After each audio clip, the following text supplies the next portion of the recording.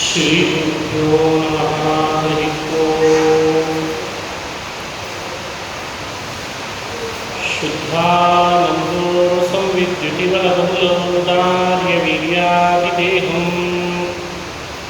ಚಿಂತಾ ಸಂತಾಪಲೇಪೋದ್ಭವಮತಿಮುಖರಾಶೇಷದೋಷಾತಿದೂರಂ ಸದ್ಭಿರ್ವೈರಾಗ್ಯಭಕ್ತಿಶ್ರುತಿಮತಿನಿಯತಜ್ಞಾನಯೋಗಾತ್ ಗಮ್ಯಂ ವಂದೇ ಮುಕುಂದಾವಿಧಮಲಮಲಂ ಬ್ರಹ್ಮ ವೇದಾಂತವೇದ್ಯಂ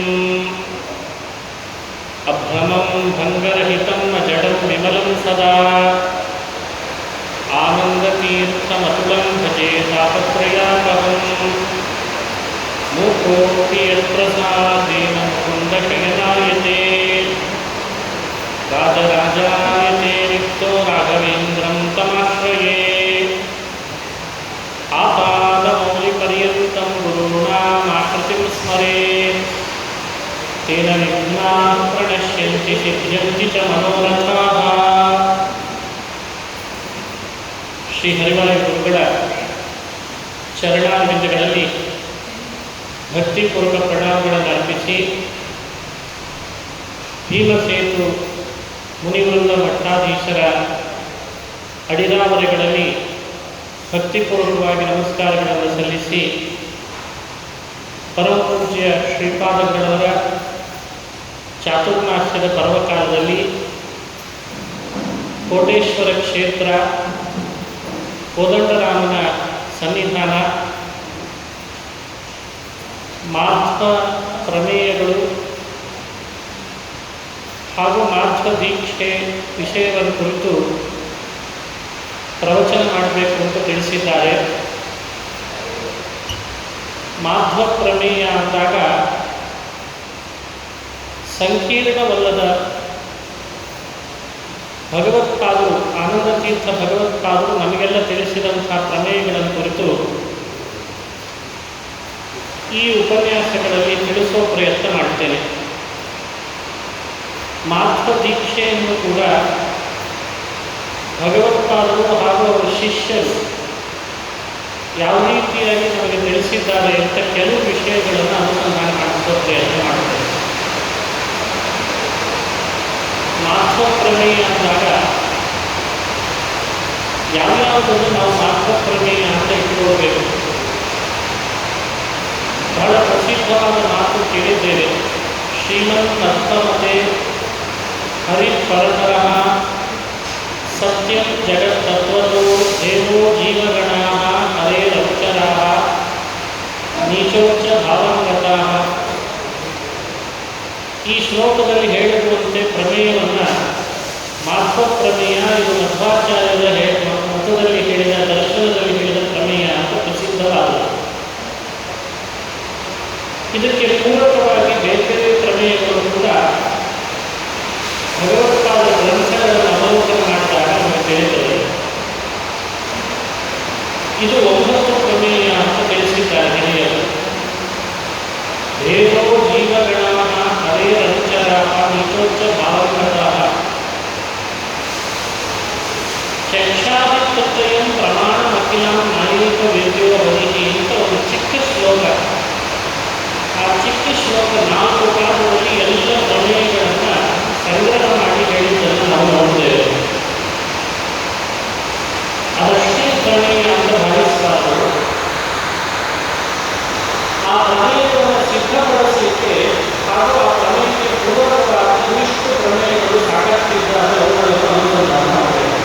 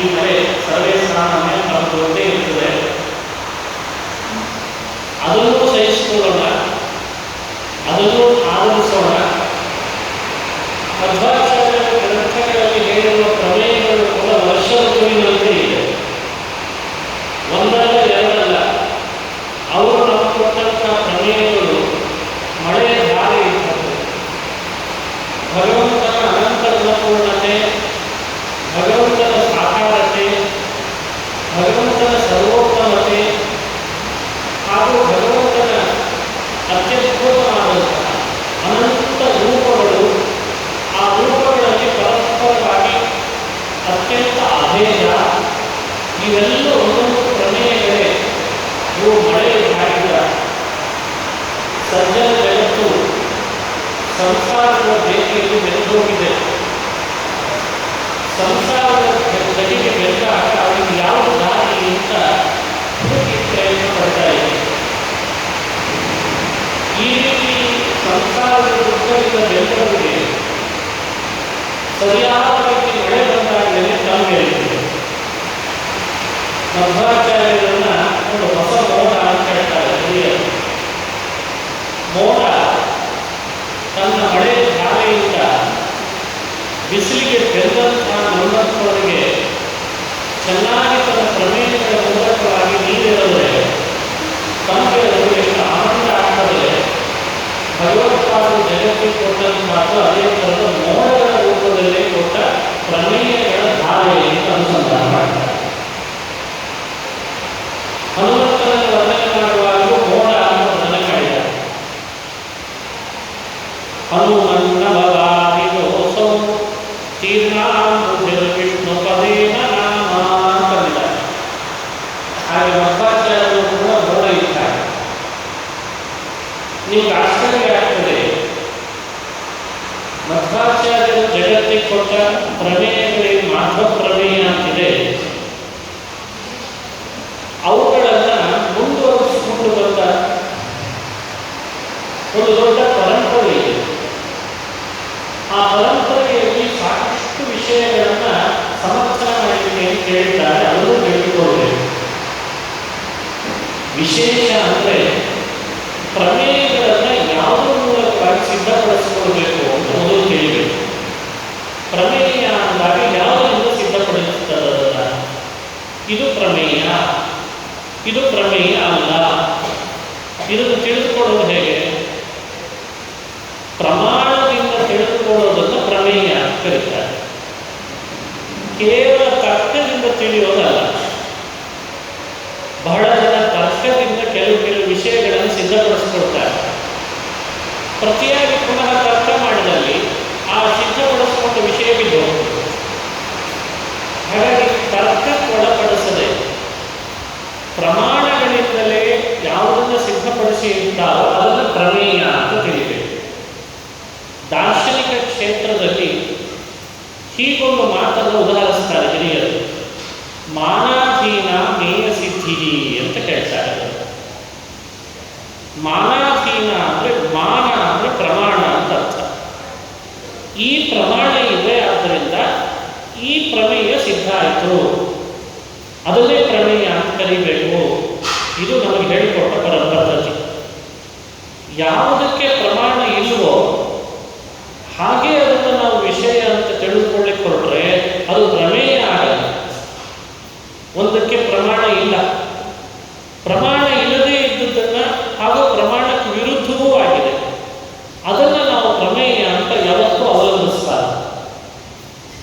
ನಮ್ಮ ಬದುಕಿನಲ್ಲಿ ನಾವು ಎಷ್ಟೋ ವಿಷಯಗಳನ್ನು ನಾವು ಅಳವಡಿಸಿಕೊಂಡಿದ್ದೇವೆ, ಬಹಳ ವಿಷಯಗಳನ್ನು ಅಳವಡಿಸಿಕೊಂಡಿದ್ದೇವೆ.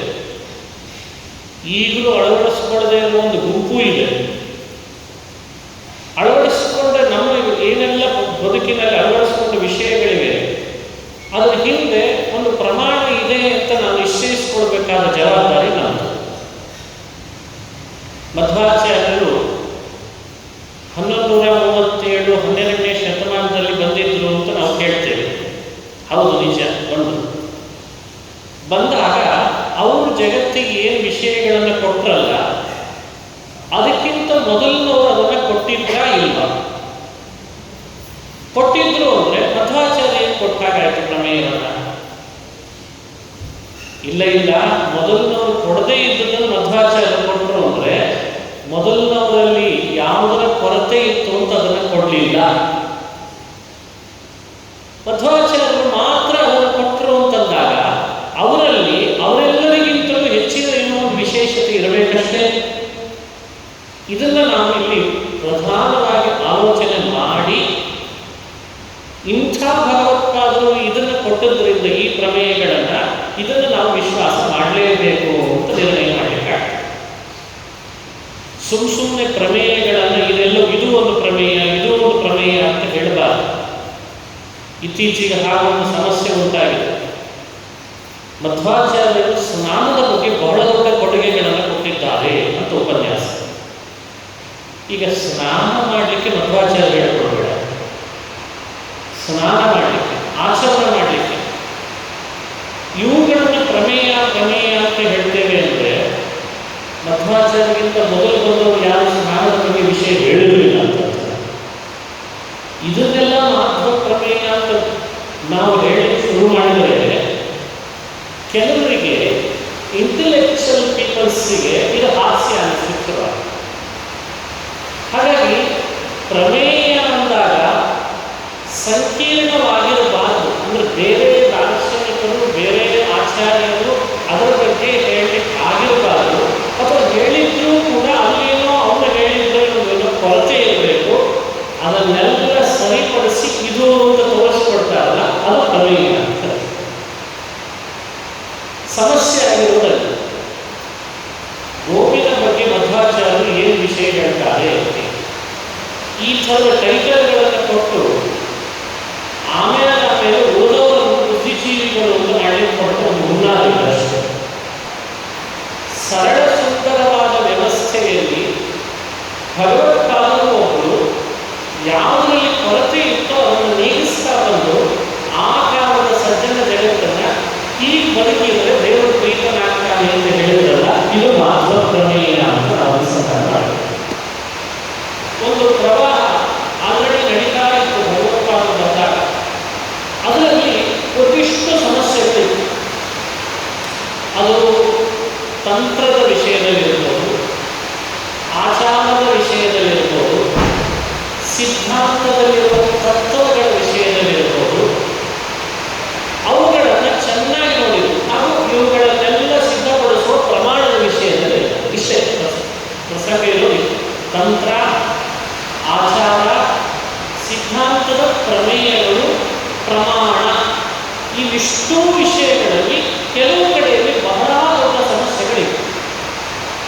ಅವುಗಳನ್ನು ಭಗವತ್ಪಾದರು ಸ್ವತಃ ಸರ್ವಜ್ಞರಾದರೂ ಸತ್ಯಲೋಕದಲ್ಲಿ ದೇವತೆಗಳ ಜೊತೆಯಲ್ಲಿ ಯಾವಾಗಲೂ ಕೂಡ ಸೆಮಿನಾರ್ಗಳಲ್ಲಿ ಅಧ್ಯಕ್ಷರಾಗ್ತಾ ಇದ್ದವರಾದರೂ ಕೂಡ ನಮ್ಮಂಥ ಪಾಮರನ್ನು ಉದ್ದೇಶಿಸಿ ಭೂಮಿಗೆ ಬಂದಾಗ ನೋಡಿ, ಇಷ್ಟು ದಿವಸ ನಡ್ಕೊಂಡು ಬಂದ ಇದೇನು ದಾರಿ ಇದೆ, ಇದರಲ್ಲಿ ಚೂರು ಚೂರು ಬದಲಾವಣೆ ಆಗಬೇಕಾಗಿದೆ, ಸ್ವಲ್ಪ ವಿಚಾರ ಮಾಡಿ ಅಂತ ಹೇಳಿದರೆ ಮಧ್ವಾಚಾರ್ಯರು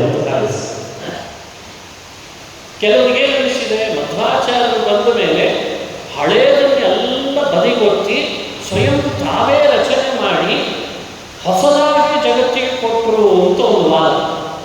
ಅವರು ಕೊಟ್ಟ ಶ್ರುತಿಗಳು, ಅವರು ಕೊಟ್ಟ ಸ್ಮೃತಿಗಳು ಯಾವುದನ್ನು ಭಗವತ್ಪಾದರು ಸ್ವತಃಗಳಿಂದ ರಚಿಸಿದ್ದನ್ನು ಕೊಡಲಿಲ್ಲ. ಇದೇ ಒಂದು ದೊಡ್ಡ ಪ್ರಮೇಯ, ಮಾಧ್ವ ಪ್ರಮೇಯ ಅಂದಾಗ ಮಧ್ವಾಚಾರ್ಯರ ಬಗ್ಗೆ ಶ್ರದ್ಧೆ ಮೂಡಲಿಕ್ಕೆ ಇದು ಬಹಳ ಮುಖ್ಯವಾದ ಪ್ರಮೇಯ. ಅದಕ್ಕೊಂದು ಮಾತು ಹೇಳ್ತಾರೆ ಹಿರಿಯರು, ಅನಾದಿತಃ ಸತ್ಸಂಪ್ರದಾಯ ಪರಂಪರಾ ಪ್ರಾಪ್ತ ಶ್ರೀಮದ್ವೈಷ್ಣವ ಸಿದ್ಧಾಂತ ಪ್ರತಿಷ್ಠಾಪಕ. ಇದು ಮಧ್ವಾಚಾರ್ಯ ಕೊಟ್ಟಂತ ಒಂದು ಬಿರುದು. ಅನಾದಿತಃ, ಅನಾದಿತಃ ಅಂದರೆ ಎಂದೂ ಹುಟ್ಟಿಲ್ಲದು, ಬಹಳ ಹಳೆಯದು, ಬಹಳ ಹಳೆಯದು. ಸತ್ಸಂಪ್ರದಾಯ ಪರಂಪರಾ ಪ್ರಾಪ್ತ.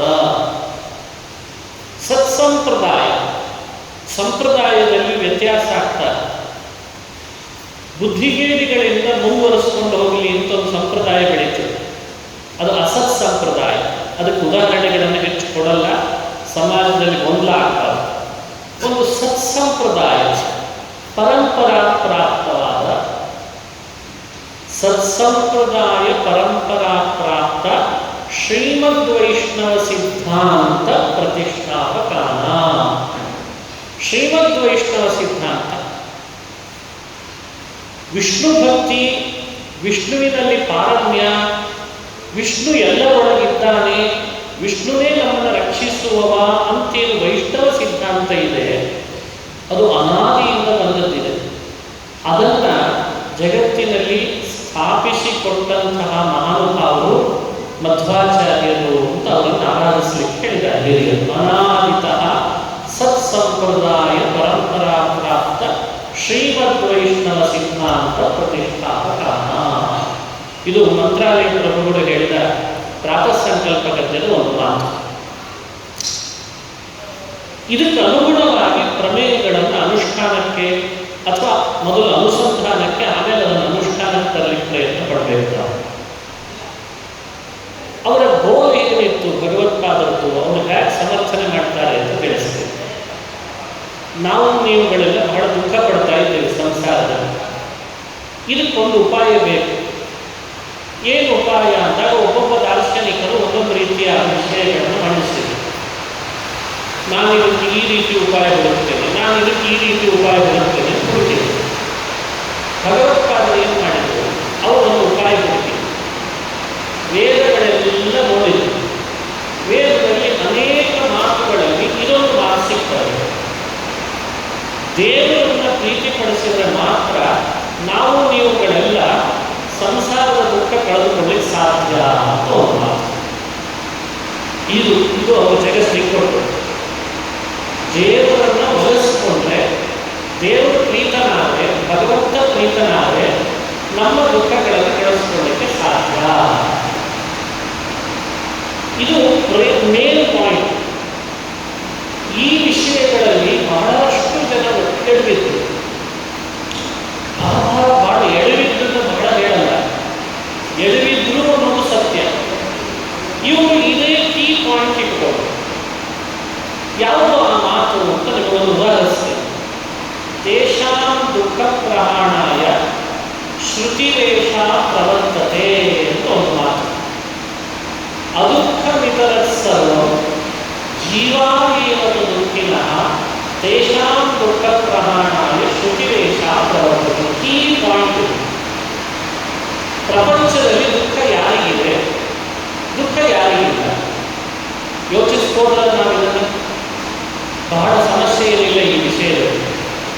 ಕಲ್ಲಿಗೆ ದುಃಖ ಇಲ್ಲ, ಕಲ್ಲು ಮಣ್ಣು ಅವು ದುಃಖ ಇದೆ, ಅವು ದುಃಖ ಇಲ್ಲ. ಅದುಃಖ ವಿತರ ಸರ್ವ. ಹಾಗಾದರೆ ದುಃಖ ಯಾರಿಗಿದೆ? ಅನಾಲಿಸಿಸ್ ಮಾಡ್ತಾ ಬಂದರೆ ದುಃಖ ಯಾರಿಗಿದೆ? ದೇವರಿಗೆ ದುಃಖ ಇದೆ, ದುಃಖ ಇಲ್ಲ. ಕಲ್ಲು ಮಣ್ಣಿಗೆ ದುಃಖ ಇಲ್ಲ, ದೇವರಿಗೆ ದುಃಖ ಇಲ್ಲ. ದುಃಖ ಪರಿಹಾರ ಆಗಬೇಕು. ದುಃಖ ಇರೋದು ಯಾರಿಗೆ? ಅವನಿಗೆ ಪರಿಹಾರ ಆಗಬೇಕು. ಇರೋದು ಯಾರಿಗೆ? ಯಾರಿಗೆ ದುಃಖ ಇದೆ ಅಂದರೆ ಜೀವಾಯ ಮತ್ತು ದುಃಖಿದ. ಜೀವನಿಗೆ ಮಾತ್ರ ದುಃಖ ಇದೆ. ಆ ಜೀವನಿಗೆ ದುಃಖ ಕಳೀಲಿಕ್ಕೆ ಏನಾಗಬೇಕು? ತೇಷಾಂ ದುಃಖ ಪ್ರಹಾಣಾಯ ಶ್ರುತಿರೇಷ ಪ್ರವರ್ತತೆ. ವೇದ ಮಾತೆ ಅವರು ಜಗತ್ತಿಗೆ ಬಂದದ್ದು, ಅವರು ಪ್ರವೃತ್ತಿ ಆದದ್ದು ನಮ್ಮ ನಿಮ್ಮೆಲ್ಲ ದುಃಖ ಕಳೀಲಿಕ್ಕಾಗಿ. ಈ ಸತ್ಯವನ್ನು ಎಲ್ಲರೂ ಒಪ್ಪಬೇಕು. ಈ ದಾರಿಯಲ್ಲಿ ಪ್ರತಿಯೊಬ್ಬರು ಹೋಗಬೇಕು ಅಂತ ಮೊದಲೊಂದು ಚೌಕಟ್ಟನ್ನು ಹಾಕಿದೆ.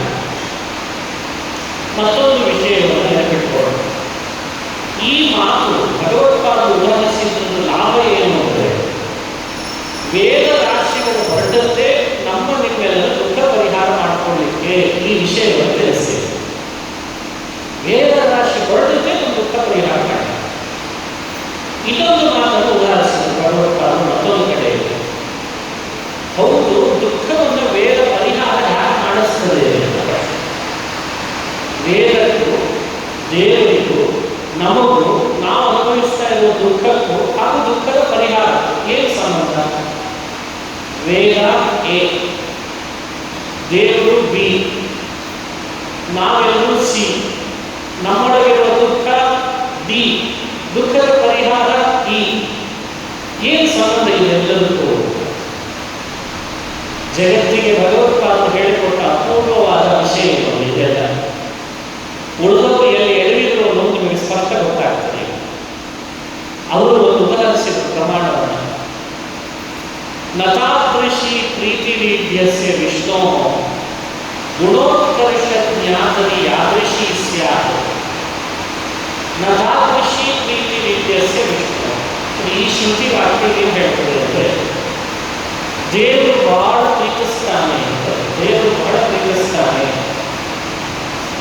ಯಾರನ್ನ? ದೇವರು ಯಾರನ್ನು ಪ್ರೀತಿಸ್ತಾನೆ ಅಂತ ದೇವರನ್ನೇ ಕೇಳಬೇಕು. ದೇವರು ಯಾರಿಗೆ ಒಲಿತಾನೆ ಅಂತ ದೇವರನ್ನೇ ಕೇಳಬೇಕು. ಯಾರನ್ನಾದ್ರೂ ಇಲ್ಲಿದ್ದವರನ್ನ ಕೇಳಬೇಕಾದ್ರೆ, ನೀವು ಯಾರನ್ನ ತುಂಬ ಪ್ರೀತಿಸೋದು ಅಂತ ಕೇಳಿ ಕೂಡಲೇ ಉತ್ತರ ಕೊಡ್ತಾರೆ, ನಮ್ಮ ಮಗುವನ್ನು ನಾನು ಬಹಳ ಪ್ರೀತಿಸ್ತೇನೆ.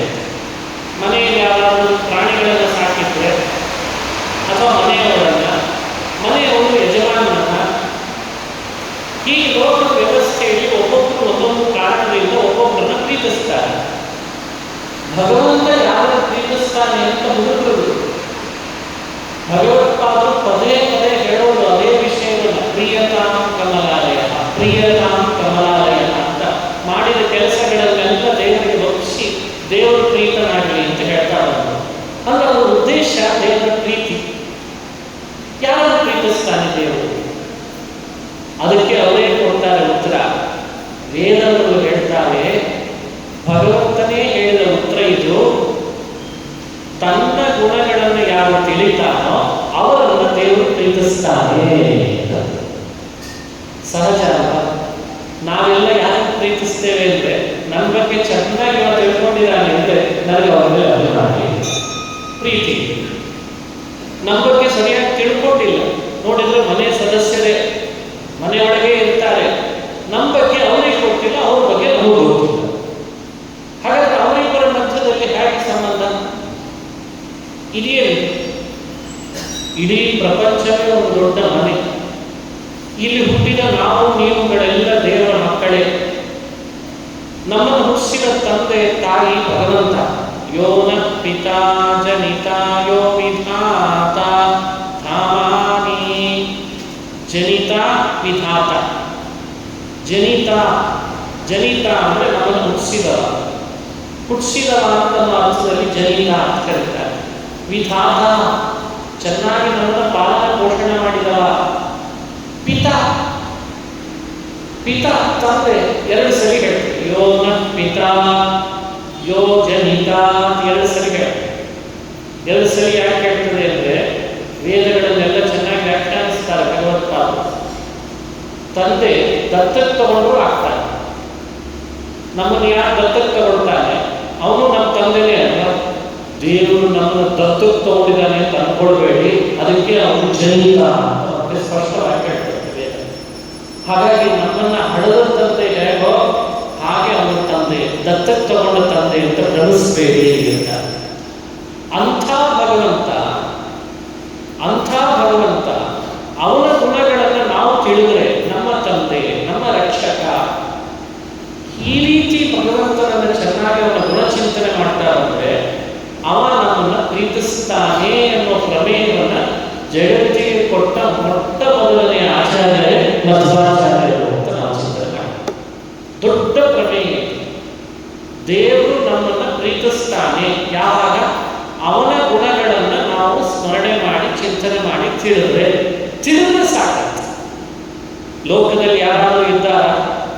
ಕೇವಲ ತಿಳಿಯೋದ್ರಿಂದಲೇ ನಮ್ಮ ಬಗ್ಗೆ ಪ್ರೀತಿ ತೋರಿಸೋರು ಇನ್ಯಾರಾದರೂ ಇದ್ದಾರೆ ಹೇಳಿಕೊಳ್ಳೋರು? ದೇವರು ಇದ್ದಾನೆ ಅಂತ ಹೇಳ್ತಾರೆ ಭಗವಂತ. ನೀವು ಮನಸ್ಸಿನಲ್ಲಿ ಅವನ ಗುಣಗಳನ್ನು ತಿಳಿತಾ ಹೋದ್ರೆ ಸಾಕು. ದೇವರನ್ನೇ ಕೇಳಿದ್ರಂತೆ, ದೇವರೇ ನೀನು ಯಾರನ್ನ ಜಾಸ್ತಿ ಪ್ರೀತಿಸ್ತಿ? ಭಗವಂತ ಹೇಳಿದ ಉತ್ತರನೇ, ನತಾದೃಶಿ ಪ್ರೀತಿರೀಡ್ಯಸ್ಯ ವಿಷ್ಣೋ ಗುಣೋತ್ಕರ್ಷ ಜ್ಞಾತರಿ ಯಾದೃಶಿ ಸ್ಯಾತ್. ಯಾದೃಶಿ ಪ್ರೀತಿ ಗುಣೋತ್ಕರ್ಷ ಜ್ಞಾತರಿ. ನನ್ನ ಗುಣೋತ್ಕರ್ಷತೆಯನ್ನು ತಿಳಿದವರ ಬಗ್ಗೆ ನನಗೆ ಎಷ್ಟು ಪ್ರೀತಿ ಇದೆ, ಅಷ್ಟು ಪ್ರೀತಿ ನನಗೆ ಇನ್ಯಾರ ಮೇಲೂ ಇಲ್ಲ ಅಂತ ಹೇಳಿ ಈ ಶ್ರುತಿಯನ್ನು ವಿಷ್ಣು ತತ್ವ ನಿರ್ಣಯದಲ್ಲಿ ಭಗವತ್ಪಾದರೆ ಉದಾಹರಿಸಿದ್ರಿಂದ ಅವರ ಮಾತಿನಲ್ಲಿ ನಮಗೆ ಸಿಕ್ಕ ದೊಡ್ಡ ಪ್ರಮೇಯ ಏನು ಅಂದರೆ, ಶಾಸ್ತ್ರಗಳು ವೇದಗಳು ಹೇಳಿಕೊಟ್ಟದ್ದು ಜೀವನು ತನ್ನ ದುಃಖ ಕಳೆದುಕೊಳ್ಳಲಿಕ್ಕೆ, ಜೀವರಾದ ನಾವು ನೀವು ದುಃಖಗಳನ್ನು ಕಳೆದುಕೊಳ್ಳಲಿಕ್ಕೆ ಭಗವಂತನ ಪ್ರೀತಿಯನ್ನು ಸಂಪಾದಿಸಬೇಕು. ಭಗವಂತ ಯಾವುದರಿಂದ ಪ್ರೀತನಾಗ್ತಾನೆ ಅಂದರೆ, ವೇದಗಳಲ್ಲಿ ಹೇಳಿದ ದಾರಿಯಲ್ಲಿ ಅವನ ಗುಣಗಳನ್ನು ತಿಳಿದುಕೊಳ್ಬೇಕು. ಗುಣ ತಿಳಿದವರಬೇಕೆ ದೇವರು ಪ್ರೀತನಾಗ್ತಾನೆ. ಈ ಪ್ರಮೇಯವನ್ನು ಜಗತ್ತಿಗೆ ಕೊಟ್ಟಂತಹ ಆಚಾರ್ಯರು ಮಧ್ವಾಚಾರ್ಯ. ಇದು ಮೊದಲನೇ ಪ್ರಮೇಯ. ಇದರ ಮೇಲೆ ಬೆಳವಣಿಗೆ ಪ್ರಮೇಯಗಳು ಉಂಟಾಗಿ ಈ ವಿಷಯ ಪ್ರಧಾನವಾಯಿತು. ಸುಮ್ಮನೆ ಹೇಳಿರ್ತೇನೆ, ಕೆಲವರು ಏನು ಮಾಡಿದರು, ವೇದ, ದೇವರು, ಜೀವ ಅನ್ನೋ ಈ ಮೂರು ಅಂಶಗಳನ್ನು ಬೇರೆ ದಾರಿಯಲ್ಲಿ ಹೇಳಲಿಕ್ಕೆ ಪ್ರಯತ್ನ ಪಡೋದು. ವೇದಗಳು ಹೇಳಲಿಕ್ಕೆ ಕೊಟ್ಟದ್ದು ಜೀವನನ್ನೋ ದೇವರನ್ನೋ ಅಂತ ಚರ್ಚೆಗೆ ತಗೊಂಡು, ಜೀವನನ್ನೂ ಅಲ್ಲ ದೇವರನ್ನೂ ಅಲ್ಲ, ಜೀವನು ದೇವರು ಒಂದೇ ಅನ್ನೋದನ್ನು ಹೇಳಿಕೊಡ್ತು ಅಂತ ಹೇಳ್ತಾರೆ. ಕೆಲವರು ವೇದಗಳು ಜೀವ ಬ್ರಹ್ಮದ ಏಕತೆಯನ್ನು ಸಾರಿದ್ದಲ್ದೇನೆ ಅದರೊಳಗೆ ಮತ್ತೆ ವ್ಯತ್ಯಾಸ ಮಾಡಲಿಕ್ಕೆ ಶುರು ಮಾಡಿದೆ.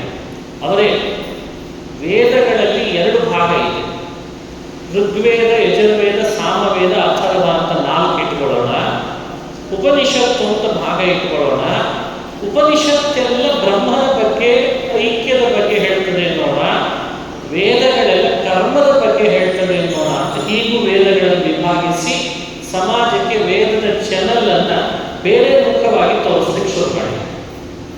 ಆದರೆ ಭಗವತ್ಪಾದರು ಏನು ಮಾಡಿದರು? ವೇದ ಉಪನಿಷತ್ತುಗಳನ್ನು ಬೇರ್ಪಡಿಸಬೇಡಿ, ಎರಡು ಅಪೌರುಷೇಯವಾದ ವಾಣಿಗಳೇನೆ, ಇದೇ ಪ್ರಮಾಣ ಅಂತ ನೀವು ನಿರ್ಧರಿಸ್ಕೊಳ್ಳಿ ಅಪೌರುಷೇಯವಾದೆಲ್ಲವನ್ನು.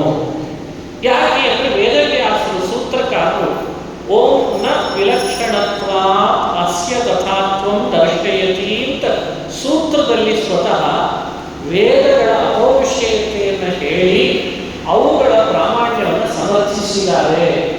ಹಾಗಾಗಿ ವೇದಗಳು ಎಲ್ಲವೂ ಪ್ರಮಾಣ ಅಂತ ಅನುಸಂಧಾನ ಮಾಡಿಸಿ. ಪಾಂಚರಾತ್ರ ಅದು ಒಂದು ಪ್ರಮಾಣ ಅಂತ ಎರಡನೇ ಅಂಶ. ಮಹಾಭಾರತ ಮೂರನೇದನ್ನ, ಹಾಗೂ ಮೂಲ ರಾಮಾಯಣ, ಹಯಗ್ರೀವ ರೂಪದಿಂದ ಹೇಳಿದ ಮೂಲ ರಾಮಾಯಣವನ್ನ, ಮಹಾಭಾರತ, ಮೂಲ ರಾಮಾಯಣ, ವೇದಗಳು ಮತ್ತು ಪಾಂಚರಾತ್ರ ಎಲ್ಲರ ಗಮನಕ್ಕೆ ಬಂದಿದೆ. ಇವೆಲ್ಲವೂ ಪ್ರಮಾಣದ ಶಿಖರ, ಇವೇ ಪ್ರಮಾಣ. ಈ ಪ್ರಮಾಣದ ತಳಹದಿಯಲ್ಲಿ ಇದಕ್ಕೆ ಅನುಗುಣವಾಗಿ ಯಾವುದನ್ನೇ ವಿಷಯ ತಿಳಿದ್ರು ವಿರುದ್ಧ ಇಲ್ಲದೇ ಇದ್ದ ಅಂಶ ಅದೆಲ್ಲವನ್ನೂ ತಿಳಿದುಕೊಳ್ಳ್ರಿ. ಇದಕ್ಕೆ ವಿರುದ್ಧವಾಗಿ ಅನಾನುಕೂಲವಾಗಿತ್ತು ಅಂದರೆ ಅದನ್ನು ಬದಿಗೆ ಸರಿಸ್ರಿ ಅಂತ ಓಂ ಶಾಸ್ತ್ರಯೋನಿತ್ವ ಅನ್ನೋ ಬ್ರಹ್ಮಸೂತ್ರಕ್ಕೆ ಭಾಷ್ಯವನ್ನು ರಚನೆ ಮಾಡಿ ಭಗವತ್ಪಾದರು ಜಗತ್ತಿಗೆ ಕೊಟ್ಟ ಸಂದೇಶ. ಯಾವುದೇ ವಿಷಯ ಈ ಇಷ್ಟರಲ್ಲಿ ಬಂದಿದೆಯಾ ಅಂತ ನೋಡಬೇಕು. ವೇದದಲ್ಲಿ ಬಂದಿದೆಯಾ, ಉಪನಿಷತ್ನಲ್ಲಿ ಬಂದಿದೆಯಾ, ಅಥವಾ ಪಾಂಚರಾತ್ರದಲ್ಲಿ ಬಂದಿದೆಯಾ, ನಾರಾಯಣ ಹೇಳಿದ ಪಾಂಚರಾತ್ರಗಳಲ್ಲಿ ಬಂದಿದೆಯಾ, ಅದು ಮಹಾಭಾರತದಲ್ಲಿ ಬಂತ, ಅಥವಾ ಮೂಲ ರಾಮಾಯಣದಲ್ಲಿ ಬಂತ, ಪುರಾಣ ಆವಾಗಲೇ ಅದನ್ನು ಬಿಟ್ಟು ಹೋಯಿತು. ಪುರಾಣಗಳು ವೇದವ್ಯಾಸರು ರಚನೆ ಮಾಡಿಕೊಟ್ಟ ಇಂತಿಷ್ಟು ಪುರಾಣಗಳು ಅಂತಿದ್ದಾಗ ಅವರು ಇವುಗಳಲ್ಲಿ ಬಂತ ಖಂಡಿತ ಅದನ್ನು ಪ್ರಮೇಯವಾಗಿ ಸ್ವೀಕರಿಸಿ. ಇವುಗಳಲ್ಲಿ ಬರಲಿಲ್ವಾ ಅದನ್ನು ನೀವು ಪ್ರಮಾಣ ಅಂತ ಒಪ್ಪಬೇಡ್ರಿ. ಹೀಗೆ ಚೌಕಟ್ಟನ್ನು ಜಗತ್ತಿಗೆ ಹಾಕಿಕೊಟ್ಟ ಮಹಾನುಭಾವರು ಮಧ್ವಾಚಾರ್ಯ. ಇದು ಮತ್ತೊಂದು ಅಂಶ. ಈಗ ತಾನೇ ನಾನು ಹೇಳ್ತಾ ಇರುವ ಪ್ರತಿ ಅಂಶಗಳಿಗೂ ವೇದವೇ ಪ್ರಮಾಣ. ತೇಷಾಂ ದುಃಖ ಪ್ರಹಾಣಾಯ, ಅದು ವೇದ. ನತಾದೃಶಿ ಪ್ರೀತಿ ರೀತ್ಯಸ್ಯ ವಿಷ್ಣು, ಅದು ವೇದ. ಇದರಿಂದ ಈ ಸಿದ್ಧಾಂತವನ್ನು ಹಿರಿಯರು ವೈದಿಕ ಸಿದ್ಧಾಂತ ಅಂತ ಜಗತ್ತಿಗೆ ಹೇಳಿದ್ದಾರೆ. ಅದನ್ನು ರಾಜರು ಹೇಳುವಾಗ ಭಗವತ್ಪಾದರ ಬಗ್ಗೆ ಒಂದು ಮಾತು ಹೇಳ್ತಾರೆ. ನಮ್ಮ ಆಚಾರ್ಯರು ಅಂದ್ರೆ ಯಾರು ಅಂತ ತಿಳಿದಿದ್ದೀರಿ? ಸಮಧ್ವೋ ವೈದಿಕಾಚಾರ್ಯ ಅಂತ ಒಂದು ವಿಭಾಗ ಅಂತ ಹೇಳ್ತಾರೆ. ಸಮಧ್ವೋ ವೈದಿಕಾಚಾರ್ಯ ಅಂತ ಇದು ರಾಜರ ಮಾತು. ಪಾದರಾಜರು ಹೇಳುವಾಗ ಹೇಳ್ತಾರೆ, ನಮ್ಮ ಗುರುಗಳನ್ನು ವೈದಿಕ ಆಚಾರ್ಯರು ಅಂತ ಶಿಷ್ಯರು ಹೆಮ್ಮೆ ಪಡಬೇಕಾದ ಸಂಗತಿ ಇದೆ. ಯಾಕೆ? ಯಾವುದನ್ನೇ ಒಂದು ವಿಷಯವನ್ನು ನಿರೂಪಿಸಿದ್ರು ಅದಕ್ಕೆ ಹಿನ್ನೆಲೆಯಲ್ಲಿ ಪ್ರಮಾಣವಾಗಿ ವೇದಗಳನ್ನೇ ಕೊಡ್ತಾರಾದ್ರಿಂದ ಅವರನ್ನೇನಂತ ತಿಳಿಬೇಕು ಅಂತ ಹೇಳಿದ್ದಾರೆ? ವೈದಿಕ ಆಚಾರ್ಯರು. ಇದು ನಿಜವಾದ ಅರ್ಥದಲ್ಲಿ ವೇದ ಪ್ರಸಿದ್ಧ ಆಚಾರ್ಯರು ಅನ್ನೋ ಅರ್ಥವೂ ಇದೆ. ಇದಕ್ಕಿಂತ ಬಿಗಿಲಾಗಿ ಈ ಅರ್ಥವನ್ನು ಅನುಸಂಧಾನ ಮಾಡಿ. ಇದು ಮತ್ತೊಂದು ಅಂಶ. ಇನ್ನಿಷ್ಟು ಅಂಶಗಳನ್ನು ನಾವು ಅನುಸಂಧಾನ ಮಾಡೋಣ. ಮಧ್ವಾಚಾರ್ಯ ಕಾಲದಲ್ಲಿ ಬಹಳ ನಿಮಗೆಲ್ಲ ಹತ್ರ, ನಾನು ಸ್ವಲ್ಪ ದೂರ ಇರ್ಬೋದಿಲ್ಲ ನಿಮಗಿಂತ, ಆದರೆ ಮಧ್ವಾಚಾರ್ಯರ ಜನ್ಮಭೂಮಿ, ಅವರು ಅವತಾರ ಮಾಡಿದ ಭೂಮಿ ಮತ್ತು ಅವರು ಅವತರಿಸಿದ ಮೇಲೆ ಮಾಡಿದಂತಹ ಕಾರ್ಯಗಳು, ಅವರು ಸಮಾಜಕ್ಕೆ ಕೊಟ್ಟಂತಹ ಬಹಳ ದೊಡ್ಡ ಸರ್ವಮೂಲದ ಕೊಡುಗೆಗಳು, ಇವೆಲ್ಲ ನಿಮಗೆ ಬಹಳ ಹತ್ರ. ಎಷ್ಟು ಖುಷಿ ಪಡಬೇಕು ಅಂದರೆ ಬದುಕಿನಲ್ಲಿ ಇದಕ್ಕಿಂತ ದೊಡ್ಡ ಖುಷಿ ಸಂಗತಿ ಇನ್ನೊಂದಿಲ್ಲ. ಇಲ್ಲಿ ಜನ್ಮ ತಾಳಿದೆ. ಇಬ್ಬರು ಈ ನಾಡಿನ ಮಹಾತ್ಮರು, ಒಂದು ಮಧ್ವಾಚಾರ್ಯರು, ಹೂವಿನ ಕೆರೆಯಲ್ಲಿ ಜನ್ಮ ತಳೆದಂತಹ ವಾದಿರಾಜರು. ಯಾವತ್ತೂ ನಾವು ಅವರಿಬ್ಬರನ್ನು ಬರೀಲಿಕ್ಕಿಲ್ಲ. ಅವರ ಉಪಕಾರವನ್ನು ಎಷ್ಟು ಮಾಡಿದ್ದಾರೆ ಅಂದರೆ ಅದಕ್ಕೆ ಏನು ಮಾಡಿದ್ರು ಪ್ರತಿ ತೀರಿಸಲಿಕ್ಕಿಲ್ಲ, ಪ್ರತಿಯಾಗಿ ನಾವು ಅಂಥ ವ್ಯಕ್ತಿತ್ವ. ನೋಡಿ, ಆಚಾರ್ಯರು ಅವರು ಹುಟ್ಟಿದ ಅವತಾರ ಮಾಡಿದ ಸಮಯದಿಂದ ಸಮಯದಿಂದ ಆರಂಭ ಮಾಡಿ ಅಥವಾ ಅವರು ಕಾರ್ಯ ಪ್ರಾರಂಭ ಮಾಡಿದ ಸಮಯದಿಂದ ಆರಂಭ ಮಾಡಿ ಏನೆಲ್ಲ ಪ್ರವಚನಗಳನ್ನು, ಏನೆಲ್ಲ ಗ್ರಂಥಗಳನ್ನು ಅವ್ರು ರಚನೆ ಮಾಡಿ ಸಮಾಜಕ್ಕೆ ಕೊಡ್ತಾ ಬಂದ್ರು, ಅದರಲ್ಲೆಲ್ಲ ನೀವು ಹುಡುಕ್ತಾ ಹೋದರೆ ಅಪೂರ್ವ ವಿಷಯಗಳಲ್ಲಿ ಇದು ಒಂದು ಅಂತ ತಿಳ್ಕೊಳ್ಬೋದು. ಮಹಾಭಾರತ ತಾತ್ಪರ್ಯ ನಿರ್ಣಯ ಅಂತ ಒಂದು ಗ್ರಂಥ ಬರೆದು ವೇದವ್ಯಾಸರ ಆದೇಶ ಆಯಿತು ಅಂತ ಗ್ರಂಥ ರಚನೆ ಮಾಡಿ, ಆ ಗ್ರಂಥದಲ್ಲಿ ಅವರು ಏನು ಪ್ರಮಾಣಗಳನ್ನು ಉದಾಹರಿಸಿದ್ದಾರೆ ಪ್ರಾರಂಭದ ಅಧ್ಯಾಯಗಳಲ್ಲಿ. ಪ್ರಾರಂಭದಲ್ಲಿ ಒಂದು 3 ಅಧ್ಯಾಯಗಳಿವೆ, 1, 2, 3. ಆ 3 ಅಧ್ಯಾಯಗಳಲ್ಲಿ ಅವರು ಏನು ಪ್ರಾರಂಭದಲ್ಲಿ ಪ್ರಮಾಣಗಳನ್ನು ಉದಾಹರಿಸ್ತಾರೆ ಅವೆಲ್ಲವೂ ಜನಜನಿತವಾಗಿತ್ತು ಆ ಕಾಲದಲ್ಲಿ. ಕೆಲವು ಇವತ್ತು ಜನಜನಿತ ಆಗಿಲ್ಲ, ಆದರೆ ಬಹಳಷ್ಟು ಜನಜನಿತವಾಗಿದೆ. ಆ ಜನಜನಿತ ಪ್ರಮಾಣಗಳನ್ನು ಅವರು ಉದಾಹರಿಸಿ ಮೇನ್ ಗೋಲ್ ಅವರು ಇಟ್ಕೊಂಡು ಹೊರಟದ್ದು ಏನು ಅಂದರೆ, ಇದೆಲ್ಲ ವಿಷಯ ಸೂಕ್ಷ್ಮ ನಿಮಗೆ ಅನುಸಂಧಾನಕ್ಕೆ ಇರಲಿ ಅಂತ ಹೇಳ್ತೇವೆ. ಜೀವರಾಶಿಗಳಲ್ಲಿ ತ್ರೈವಿಧ್ಯ ಇದೆ ಅಂತ ಒಂದು ವಿಷಯ ಇಟ್ಕೊಂಡು ಹೊರಟ ದೊಡ್ಡ ಪ್ರಮೇಯ. ಇವರಿಗಿಂತ ಮೊದಲು ಬಂದ, ಇವರು ಅನಂತರದಲ್ಲಿ ಬಂದ ಯಾವ ದಾರ್ಶನಿಕರಿಗೂ ಇದು ವೇದದಲ್ಲಿ ಇದೆ ಅನ್ನೋದು ಹೊಳೆದಿಲ್ಲ. ಮೇಲಾಗಿ ಅವರ ಬುದ್ಧಿಯಲ್ಲಿ ಪ್ರತಿಭಾತ ಆಗಲಿಲ್ಲ. ತ್ರೈವಿಧ್ಯವನ್ನು ಜಗತ್ತಿಗೆ ಕೊಟ್ಟ ಆಚಾರ್ಯರು ಭಗವತ್ಪಾದೆ. ಚೋಷ್ಕೂಯತೆ ವಿಷಯೇಂದ್ರೋ ಮನುಷ್ಯ, ಇದು ವೇದ ಮಂತ್ರ. ಚೋಷ್ಕೂಯತೆ ವಿಷಯೇಂದ್ರೋ, ಇಡೀ ವೇದಗಳನ್ನು ಉದಾಹರಿಸಲ್ಲ, ಇದು ಕೊನೆಯ ಪಾದ. ಈ ವೇದದಲ್ಲಿ ಏನು ಹೇಳ್ತದೆ ಅಂತ ನಿಮಗೆ ವಿವರಣೆ ಕೊಡ್ತೇನೆ. ಒಂದು ದೊಡ್ಡ ರಾಜ್ಯದ ಒಬ್ಬ ರಾಜನಿದ್ದಾನೆ, ರಾಜ್ಯದಲ್ಲಿ ಬಹಳಷ್ಟು ಪ್ರಜೆಗಳಿದ್ದಾರೆ. ಆ ಪ್ರಜೆಗಳನ್ನು ನಡೆಸುವಂಥ ರಾಜ ಹೇಗೆ ನಡೆಸ್ತಾನೆ ಪ್ರಜೆಗಳನ್ನು ವೇದ ವಿವರಣೆ ಮಾಡ್ತದೆ. ಆ ಪ್ರಜೆಗಳನ್ನು 3ರಿಂದ ವಿಂಗಡಿಸ್ಕೊಂಡಿದ್ದಾರಂತೆ ದೇವರು. A, B, C ಅಂತ ವಿಂಗಡಿಸ್ತಾರಂತೆ. A, B, C ಅಂದರೆ, ಎ ಅಂದರೆ ತಪ್ಪು ಮಾಡೋದೇ ಅವರ ಸ್ವಭಾವ. ಯಾರು ತಪ್ಪು ಮಾಡೋದೇ ಅವರ ಸ್ವಭಾವ ಆಗಿದೆ ಅವರನ್ನು ಎ ಅಂತ ಇಟ್ಕೊಳ್ಳಿ. ಅವರನ್ನು ನೀವು ಎಷ್ಟು ಶಿಕ್ಷೆ ಕೊಟ್ಟರು ಮತ್ತೆ ತಪ್ಪು ಮಾಡ್ತಾನೆ ಇರ್ತಾರೆ, ಅದು ಅವರ ಸ್ವಭಾವವಾಗಿದೆ. ಅದಕ್ಕೆ ದುಃಖ ಅಂತ ಹೇಳ್ಬೋದು. ದುಃಖದ ಸ್ವಭಾವ, ಅಪರಾಧದ ಮನೋಭಾವ. ಏನಾದರೂ ಒಂದು ಹೆಸರು ಕೊಡಿ, ನೀವೇ ಒಂದು ಹೆಸರು ಕೊಡಿ ಅವರಿಗೆ. ಈ ಶಾಸ್ತ್ರಗಳಲ್ಲಿ ಹೆಸರು ಕೊಟ್ಟದ್ದೇನು ಅಂತ ಹೇಳಿರ್ತೀನಿ. ಶಾಸ್ತ್ರಗಳಲ್ಲಿ ಏನು ಹೆಸರು ಕೊಟ್ಟರು ಅವರಿಗೆ ಅಂದರೆ ತಮೋಯೋಗ್ಯರು, ನಿತ್ಯ ದುಃಖಿಗಳು, ಹೀಗೆಲ್ಲ ಹೆಸರು ಕೊಟ್ಟರು. ಇವತ್ತಿನ ಲ್ಯಾಂಗ್ವೇಜ್ನಲ್ಲಿ ಬಹುಶಃ ಈ ಶಬ್ದಗಳೆಲ್ಲ ಸ್ವಲ್ಪ ಕೆಲವರು ಕಿರಿಕಿರಿ ಆಗ್ಬೋದು ಅಂತ ABC ಹೇಳಿದೆ ಅಷ್ಟೇ. ಅಪರಾಧಿ ಮನೋಭಾವಗಳು ಯಾವುದು ಅವರ ಸ್ವಭಾವವೇ ಹಾಗೆ. ಅದನ್ನು ಒಂದು ಅಂತ ಮಾಡಿ. ಎ. ಬಿ ಅಂದರೆ ಏನು ಅಂದರೆ ಸ್ವಲ್ಪ ಅಪರಾಧ, ಸ್ವಲ್ಪ ಸರಿ, ಎರಡೂ ಸೇರಿಕೊಂಡಿದೆ ಒಟ್ಟಿಗೆ. ದುಃಖ ಇದೆ, ಸುಖನೂ ಇದೆ, ಅಪರಾಧ ಇದೆ, ನಿರಪರಾಧನೂ ಇದೆ, ಒಂದಿಷ್ಟು ವಿಷಯಗಳು, ಜ್ಞಾನ ಇದೆ, ಅಜ್ಞಾನವೂ ಇದೆ, ಎರಡೂ ಸೇರಿಕೊಂಡಿದೆ, ಸ್ವಭಾವದಲ್ಲಿದೆ. ಇನ್ನೊಂದಿದೆ, ಎಂದೂ ಅಪರಾಧವೇ ಇಲ್ಲ, ಎಂದೂ ದುಃಖವೇ ಇಲ್ಲ, ಸ್ವಭಾವದಲ್ಲೇ ದುಃಖ ಇಲ್ಲದ ಒಂದು ವ್ಯವಸ್ಥೆ ಇದೆ. ಆ ಥರದ ಒಂದು ಜೀವನ ವ್ಯವಸ್ಥೆಯನ್ನು ಈ ಪ್ರಪಂಚವೇ ಒಂದು ರಾಜ್ಯ, ಭಗವಂತನೇ ಒಬ್ಬ ರಾಜ, ಈ ಪ್ರಜೆಗಳೆಲ್ಲ ಏನು ಈಗ ತಾನೇ ಹೇಳಿದೆ ಇವರನ್ನು ಹೀಗೆ ವಿಭಾಗ ಮಾಡಿ ಒಬ್ಬೊಬ್ಬರನ್ನ ಅವರವರ ಅರ್ಹತೆಗೆ ಅನುಗುಣವಾಗಿ ಅವರವರಿಗೆ ಬೇಕಾದದ್ದನ್ನು ಕೊಟ್ಟು ಬೆಳೆಸಿ ಸಾಕಿ ಸಲುಹಿ ಅಪರಾಧಕ್ಕೆ ತಕ್ಕ ಶಿಕ್ಷೆ, ಅಪರಾಧ ಮಾಡದೇ ಇದ್ದವರಿಗೆ ಆನಂದ, ಅಪರಾಧ ನಿರಪರಾಧ ಎರಡೂ ಥರದ ಮನಸ್ಥಿತಿ ಇದ್ದವರಿಗೆ ಎರಡನ್ನೂ ಕೊಡುವಂತಹ ಭಗವಂತ ಅವನೇ ಭಗವನಾರಾಯಣ ಅಂತ ಒಂದು ಶ್ರುತಿಯನ್ನು ಉದಾಹರಿಸ್ತಾರೆ. ಈ ವೇದದ ಆಧಾರದ ಮೇಲೆ ಜಗತ್ತಿಗೆ ಕೊಟ್ಟದ್ದೇನು ಅವ್ರ ಮೆಸೇಜ್ ಅಂದರೆ, ನಾವು ನೀವುಗಳೆಲ್ಲ ಹಾಗಾದ್ರೆ ಯಾರು ಅಂತ ಒಂದು ಕುತೂಹಲ ಮೂಡಿಸಿದ್ದಾರೆ ಪ್ರವಚನ ಮಾಡಿ. ನಾವು ಯಾರು ಹಾಕಿದ್ರೆ, ನಾವು ಎಲ್ ಸೇರೋರ, BL ಸೇರೋರ ಅಥವಾ CL ಸೇರೋರ? ನೋಡಿ, ಈ ತರಹ ಭಗವತ್ಪಾದರು ತಮ್ಮ ಕಾಲದಲ್ಲಿ ಇಂಥ ಪ್ರಮಾಣಗಳನ್ನು ಜಗತ್ತಿಗೆ ಕೊಟ್ಟು ಕೇಳುವ ಜನಗಳ ಮನಸ್ಸಿನೊಳಗೆ ಒಂದು ಕುತೂಹಲವನ್ನು ಕ್ರಿಯೇಟ್ ಮಾಡ್ತಾ, ಈ ವಿಷಯ ಸತ್ಯವಾದದ್ದು, ಯೋಚಿಸ್ರಿ ನೀವು, ಇದು ಸತ್ಯ ಹೌದಲ್ಲ ನಿಮಗೆ ಗೊತ್ತಾಗ್ತದೆ ಅಂತ. ಈಗ ನೋಡಿ, ಭಗವಂತನ ರಾಜತೆ, ನಾವೆಲ್ಲ ಪ್ರಜೆಗಳು ಅಂತ ನಮ್ಮಲ್ಲಿರುವ ಪ್ರಜಾ ಒಂದು ವ್ಯವಸ್ಥೆ, ಪ್ರಜೆಗಳಲ್ಲಿರುವ ವಿಭಾಗ ಎಲ್ಲವನ್ನು ವೇದದ ಆಧಾರದಲ್ಲಿ ಕೊಟ್ಟದ್ದಿದೆ ಇಲ್ಲ. ದೊಡ್ಡ ಪ್ರಮೇಯ ಇದೆ.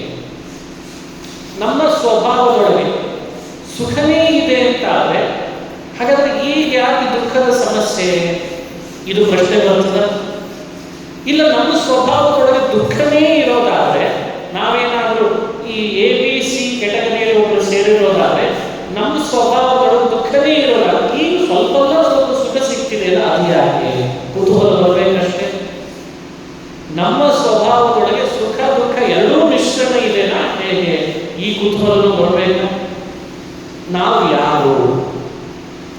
ನಾವು ಇಷ್ಟು ಜನ ಸೇರಿದ್ದೇವೆ, ಇದೆಲ್ಲ ಆನ್ಲೈನ್ ಮೂಲಕ ಇನ್ನೆಲ್ಲರೂ ಕೇಳ್ತಾ ಇದ್ದಾರೆ. ಅಂದಿನ ಭಗವತ್ಪಾದರು ಇಂದಿಗೂ ಕೂಡ ಜಾಗೃತರಾಗಿ ಈ ಪ್ರಮಾಣವನ್ನು ನಮ್ಮ ಮುಂದಿಟ್ಟು ಚೋಷ್ಕೂಯತೆ ಅನ್ಯಮನ್ಯಮತಿ ನೇನೀಯಮಾನಃ ಪರಾಪು, ಇದೆಲ್ಲ ವೇದದಲ್ಲಿ ಬರೋದು. ಅನ್ಯಮನ್ಯಮತಿ ನೇನೀಯಮಾನಃ ಅಂತ ವೇದದಲ್ಲಿ ಬರೋದು.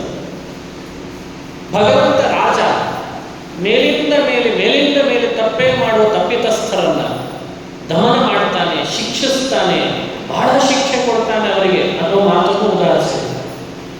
ಯಾರು ಅವನನ್ನೇ ಶರಣು ಬಂದಿದ್ದಾರೆ, ಸ್ವಭಾವದಿಂದಲೇ ಅವನ ಭಕ್ತರಾಗಿದ್ದಾರೆ, ಅವರನ್ನು ಎಂದಿದ್ರೂ ಆನಂದದಿಂದ ಇರ್ತಾನೆ, ತನ್ನ ಬಳಿಗೆ ಕರ್ಕೊಂಡು ಹೋಗ್ತಾನೆ, ತನ್ನ ಮನೆಯಲ್ಲೇ ಇರ್ತಾನೆ ಅಂತ ಹೇಳಿರುತ್ತೆ. ಯಾರು ವಿಷಯೇಂದ್ರೋ ಮನುಷ್ಯ ಅಂದರೆ ನಿತ್ಯ ಸಂಸಾರ ಅನ್ನೋ ಅರ್ಥದಲ್ಲಿ ಶಬ್ದ ಇದೆ. ಅದು ಹಾಗೆ ವ್ಯಾಖ್ಯಾನಿಸಿದ್ದಾರೆ ರಾಜರು. ಸುಖ ದುಃಖ ಮಿಶ್ರಣ ಇರುವ ಜೀವನನ್ನ ಭಗವಂತ ದುಃಖ ಕೊಡ್ತಾನೆ ಅನ್ನೋ ಮಾತು ಕೂಡ ಈ ವೇದದಲ್ಲಿ ಹೇಳ್ತಾರೆ. ಕುತೂಹಲ ಕ್ರಿಯೇಟ್ ಆಯ್ತಾ? ಹಾಗಾದ್ರೆ ಈ ಮೂರು ಥರದ ಜೀವರಾಶಿಗಳಲ್ಲಿ ನಾವು ನೀವುಗಳು ಎದಲ್ಲಿ ಸೇರಿದೇವಾ, ಬಿದಲ್ಲಿ ಸೇರಿದೇವಾ, ಸಿದಲ್ಲಿ ಸೇರಿದೇವಾ? ಯಾರಾದ್ರೂ ಹೇಳ್ಬೋದಾ? ಇದು ಜಗತ್ತಿಗೆ ಕೊಟ್ಟ ಭಗವತ್ಪಾದರ ಮೆಸೇಜ್. ನೀವು ಎಯಲ್ಲಿ ಸೇರಿದ್ರೆ ಅದಕ್ಕೆ ತಕ್ಕ ಫಲ ಇದೆ, ಬಿಯಲ್ಲಿ ಸೇರಿದ್ರೆ ಅದಕ್ಕೆ ತಕ್ಕ ಇದೆ, ಸಿಯಲ್ಲಿ ಸೇರಿದ್ರೆ ಅದಕ್ಕೆ ತಕ್ಕ ಫಲ ಇದೆ. ಇದು ಪಾಯಿಂಟ್ ಔಟ್ ಮಾಡ್ಕೊಳ್ಬೇಕಾದ ಅಂಶ. ಇನ್ನೊಂದು ಅಂಶ ಭಗವತ್ಪಾದರು ಕೊಟ್ಟ ಪ್ರಮೇಯಗಳಲ್ಲಿ ಪ್ರಮುಖವಾದದ್ದು ಆ ತಾತ್ಪರ್ಯ ನಿರ್ಣಯದಲ್ಲಿ ಅವರು ಎತ್ತಿ ಹಿಡಿದಂತಹ ಅಂಶ ಬಹಳ ಮುಖ್ಯ. ಅದ್ಯಾವುದು ಅಂದರೆ ಭಗವಂತನಲ್ಲಿ ಮಾಡುವ ಭಕ್ತಿ ಅತ್ಯಂತ ಶ್ರೇಷ್ಠ ಅಂತ ಒಂದು ವ್ಯವಸ್ಥೆಯನ್ನು ಹೇಳ್ತಾರೆ. ಭಕ್ತಿ ಅಂದ್ರೆ ಏನು, ಭಕ್ತಿ ಯಾಕೆ ಶ್ರೇಷ್ಠ, ಅದಕ್ಕೆ ಸಂಬಂಧಪಟ್ಟ ನಿರವಕಾಶವಾದ ಪ್ರಮಾಣ ವಾಕ್ಯ. ಅತ್ಯಂತ ಶ್ರೇಷ್ಠ ದೇವರಲ್ಲಿ ಮಾಡುವ ಭಕ್ತಿ. ಇದು ದೇವರು ಮಧ್ವಾಚಾರ್ಯರು ಕೊಟ್ಟ ಪ್ರಮೇಯ.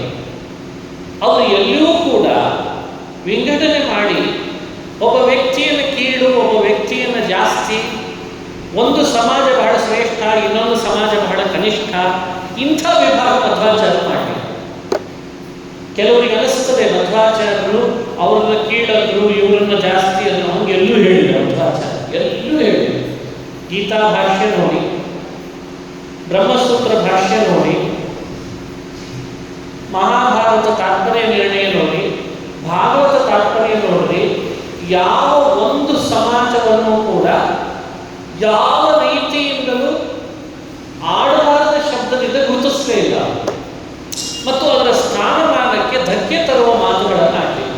ಬರೀ ಸಮಾಜಕ್ಕಷ್ಟೇ ಅಲ್ಲ, ಒಂದು ಮತಕ್ಕೂ, ಒಂದು ಪಂಥಕ್ಕೆ, ಒಬ್ಬ ದರ್ಶನದ ಆಚಾರ್ಯರಿಗೆ ಅವರು ಯಾರಿಗೂ ತಪ್ಪೇ ಹೇಳಿದ್ದಾನೆ ಅಂತ ಗೊತ್ತಿದ್ರೂ ಕೂಡ ಅವರ ಸ್ಟ್ಯಾಂಡರ್ಡ್ ಮಾತುಗಳು ಹೇಗಿದ್ದಾವೆ ಅಂದರೆ ಇಡೀ ಪ್ರಪಂಚ ಅದನ್ನ ಹೌದು ಇದನ್ನು ಒಪ್ಕೊಳ್ಬೇಕು ಅಂತ ಅನಿಸ್ಬೇಕು. ಅಂಥ ಲ್ಯಾಂಗ್ವೇಜ್ನಲ್ಲಿ ಜಗತ್ತಿಗೆ ವಿಷಯಗಳನ್ನು ಕೊಡುವುದು ಮಧ್ವಾಚಾರ್ಯ. ಅದು ಎಷ್ಟು ಯೂನಿವರ್ಸಲ್ ಆದ ಲ್ಯಾಂಗ್ವೇಜ್. ಅದು ಸಂಸ್ಕೃತನೇ ಇದೆ, ನಿಜ, ಇಲ್ಲ ಅಂತಲ್ಲ. ಆ ಸಂಸ್ಕೃತವೂ ಕೂಡ ಎಂಥ ಸಂಸ್ಕೃತ ಅಂದರೆ ಭಗವತ್ಪಾದರು ಕೊಟ್ಟದ್ದು ಒಬ್ಬ ವ್ಯಕ್ತಿಯೂ ಕೂಡ ಇದು ಈ ಮಾತು ಸರಿ ಹೋಗಲಿಲ್ಲ ಅಂತ ಅನಿಸಿರ್ಬಾರ್ದು. ಅಂಥ ಲ್ಯಾಂಗ್ವೇಜ್ನಲ್ಲಿ ಭಗವತ್ಪಾದರು ಹೇಳ್ತಾರೆ. ನೋಡಿ, ಈಗ ತಾನೇ ಒಂದು ವಿಷಯ ಹೇಳ್ತಾ ಇದ್ದೆ ನಾನು ಮಹಾಭಾರತ ತಾತ್ಪರ್ಯದಲ್ಲಿ. ಹಾಗಾದ್ರೆ ಮಧ್ವಾಚಾರ್ಯಗಿಂತ ಮುಂಚಿನವರು ಭಕ್ತಿಯ ವಿಷಯವನ್ನು ಹೇಳಿರಲಿಲ್ವಾ? ಹೇಳಿತ್ತು. ಒಂದು ಪಂಥ ಇತ್ತು, ಆ ಪಂಥದಲ್ಲಿ ಭಕ್ತಿಯ ವಿಷಯ ಪ್ರಸ್ತಾಪ ಆಗಿತ್ತು, ನಿಜ, ಇಲ್ಲ ಅಂತ ಹೇಳಲ್ಲ.